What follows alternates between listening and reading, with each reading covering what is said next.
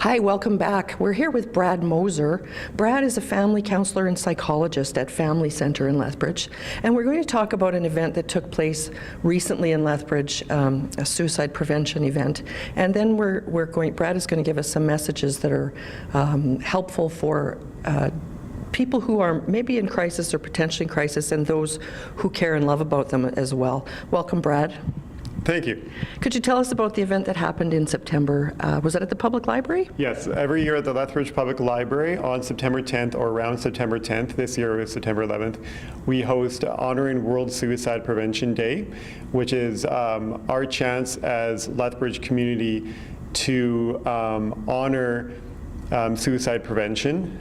So we have 8 presenters from the community. Some are professionals and some are people who have a personal connection with suicide. And all the presenters are talking about how suicide affects different at-risk populations in the community. And there's a big focus on suicide prevention and resiliency. So is this a free event that's open to anyone? Yes, it's a free community event. Anybody can come, and refreshments and snacks are provided, and sometimes a light lunch is provided as well.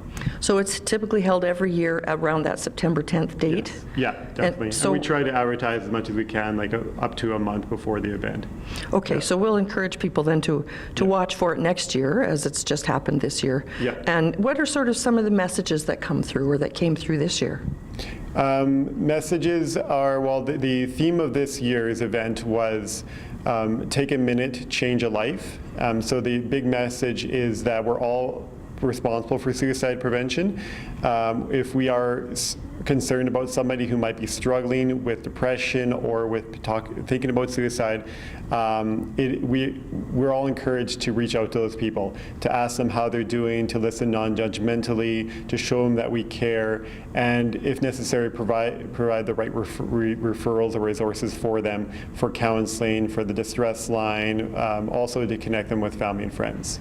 And I know we're going to put the distress line up on our screen as we're talking for people, but I think just in conversations that I have with people, sometimes the ordinary person who doesn't have any counseling training or background might be worried about someone in their life, but they might be afraid to approach them or to speak out. What is the right thing to do if you're concerned about somebody? Usually the right thing to do is to reach out to them, to connect with them. As I mentioned, ask if they're okay, listen to them, provide them that space where you're listening to them and you're not giving them advice, you're just kind of being a person to talk to and providing some empathy and understanding. Just having a conversation with them. But if you have any concerns about that, because it is a difficult conversation to have, then definitely by you reaching out to a counselor maybe, or a counseling agency such as Family Centre or the distress line to get some ideas or support on how to do that is a good thing as well. So I think maybe it's important for us to mention that the distress line is not just for people who are in distress, but maybe for those who are concerned about others. Yeah. Or just needing to talk to somebody or get some information, that kind of thing. Like, it is a good phone number for that as well, because you're talking to people who are have experience and training in suicide prevention or in providing help with people over the phone, emotional support, that kind of thing. Okay. You mentioned listening in a non-judgmental way, mostly just allowing the person to speak and get things off their chest.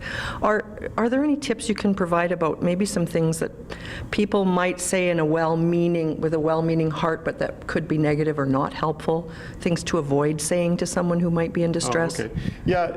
A big thing is, especially for people that we're concerned about or we care about or we love, we may want to try to give them the message that they're okay, they shouldn't have to worry about these things, they should be happy, they shouldn't be thinking about suicide. And that doesn't really give the right message, because people that are struggling really need to feel like they can connect with people, with human beings, and not feel like they're going to be judged or things like that. So we want to try to stay away from those kind of messages. And just show that you really you're concerned and you care, and that you're there to listen to them. And is it okay to ask, is there anything I can do for you? Absolutely. That's a really good question too. Yeah. Anything you'd like to add? Yeah, I do want to mention that this event is hosted every year by the Community Interagency Suicide Prevention Council. So the acronym is CISP, Community Interagency Suicide Prevention. So if you look on Facebook, we have a Facebook page, and that's where you can get more information on our upcoming events, including this event that we host every year. Fantastic. Thank you very much for sharing. Thanks a lot. Thanks for being with us.